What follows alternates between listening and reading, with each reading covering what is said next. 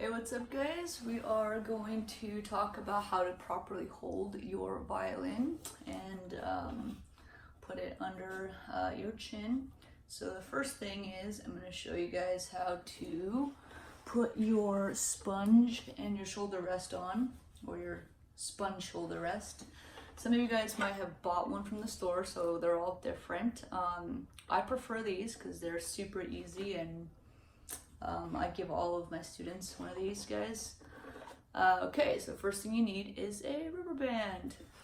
Okay, we're gonna put the rubber band and you're gonna hook it on the lower. I guess if you're looking at your violin this way, it's gonna be the left lower bout, but I think it's the right one. So it's this one right here, the same side as your chin rest, or yeah, chin rest right here. Okay, you're gonna hook it right there. You're gonna bring it all the way across, over like that. Okay. I mean, it doesn't really matter as long as it's on there, and as long as you see that. Okay, we're gonna put the shoulder rest inside the rubber band. So I'm gonna do that right now. Okay. Kind of stick it in there, and we have that. Okay, and looks like it's going to be a nice little pad for your shoulder so we can properly hold our instrument. Okay, so in my class we're going to go over how to hold our violins correctly. Okay, so first thing is with our left hand. So this is my left hand, make sure it's your left hand. You're gonna hold the left upper bout of your violin, okay, just like this.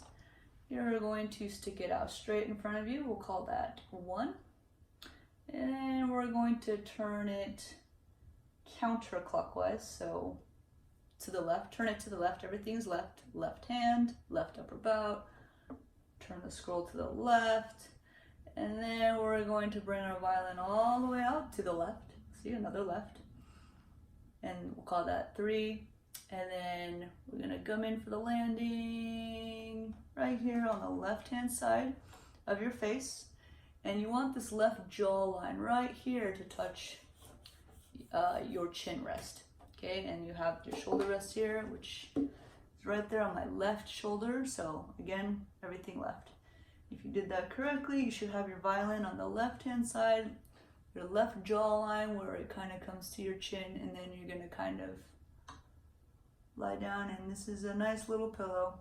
So what we don't want is this, where you really put the middle of your chin down the middle of your violin and your violin is going straight down the middle. We don't play like that. So we want to make sure that the violin is kind of to the left. And then if you squeeze just and put a little bit of pressure, you can see that the violin is not going anywhere. That's actually the point of your shoulder rest. If I didn't have the shoulder rest, okay, there'd be a big gap here. Okay, so then I'd have to close that gap with this, and it kind of slides down, and it doesn't work very well. So that's why we must have a shoulder rest to play. Okay, all of my beginners and advanced players, anybody, they all need a shoulder rest to play their violin. There's very few professionals out there that can probably play a violin without a shoulder rest. So let's go over that again. So left hand, left upper bout. So 1, turn it to the left, that's 2, bring it to the left, that's 3, and come in for the landing. We'll call this chin and chin. Okay. Then once you have that, you can turn your whole body this way. So if you have a music stand right in front of you and you're trying to look at your music, you can't see your fingerboard and your music at the beginning, where it's really important to kind of look at both for a while. Okay, you can turn your whole body and turn this way. And this is where you would finger on your fingerboard, and your right hand allows you to pluck or bow. Okay, so again, shoulder rest is super important. Make sure the rubber band is hooked on your right lower bout. Okay, and loop it across your shoulder rest. So we'll go over it again. It's 1, 2, 3, and chin, and here.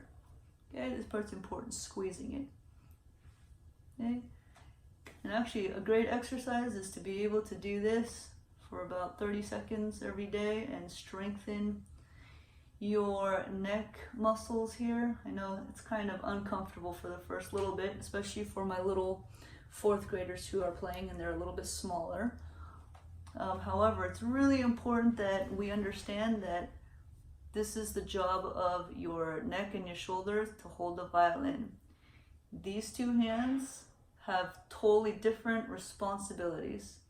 Your left hand has to be able to finger without having the responsibility of holding up the violin. You can't hold up the violin and play.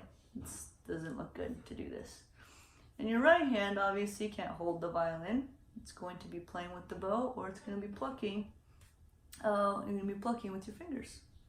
Okay, so that's how to hold our violin.